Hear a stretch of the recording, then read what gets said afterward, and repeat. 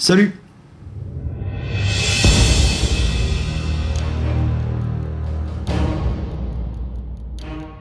Aujourd'hui, on va parler son. Pour traiter du son, il vous faut obligatoirement un logiciel. Et oubliez Audacity, si vous enregistrez votre voix une fois l'année, ça passe très bien. Si vous faites de la vidéo ou si vous avez des voix à traiter régulièrement, il vous faut quelque chose d'un peu plus costaud. Le souci, c'est que ces logiciels, appelés DAW pour Digital Audio Workstation, ou STAN en français pour station de traitement audio numérique, ces logiciels sont souvent très chers. Parfois, quand vous achetez du matériel, une carte son, ce genre de choses, vous avez un logiciel fourni avec. Ça, c'est vraiment le bon plan, il ne faut pas hésiter à les utiliser si c'est le cas pour vous. Sinon, si vous avez déjà de quoi vous enregistrer, ou si vous traitez votre son directement après l'avoir exporté de votre appareil photo par exemple, il va vous falloir un logiciel. Et les logiciels gratuits de cet acabit, il n'y en a quand même pas beaucoup. En fait, il n'y en a qu'un.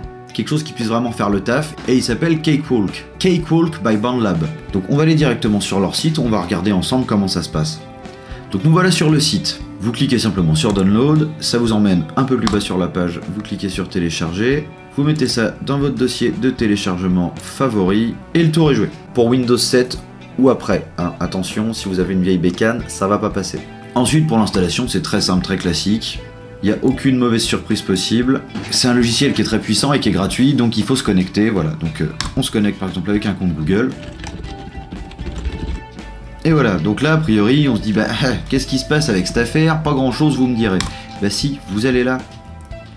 Et vous voyez, Cakewalk est juste ici, donc il suffit de mettre un petit update. Il va télécharger la dernière version de Cakewalk, et à partir de là, vous pourrez commencer à utiliser le logiciel. Ça s'installe.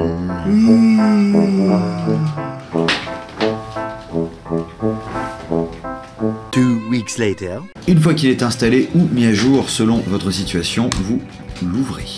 Vous avez donc plusieurs possibilités, on va pas trop s'attarder sur le fonctionnement du logiciel, je ferai une autre vidéo.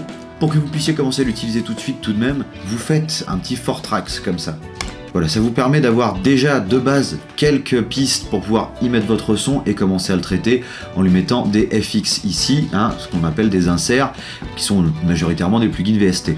Et si vous ne savez pas ce que c'est le plugin VST, vous me le dites dans les commentaires et j'essaierai de vous expliquer aussi clairement possible ce que c'est. Voilà, c'est tout pour moi pour aujourd'hui. J'espère que cette petite vidéo vous aura rendu service. N'hésitez pas à vous abonner à la chaîne pour voir les tutos sur Cakewalk très prochainement. Excusez ma voix un peu pétée. Activez la cloche des notifications et mettez toutes les notifications, sinon c'est comme si vous ne l'aviez pas fait. Et moi je vous dis à très bientôt.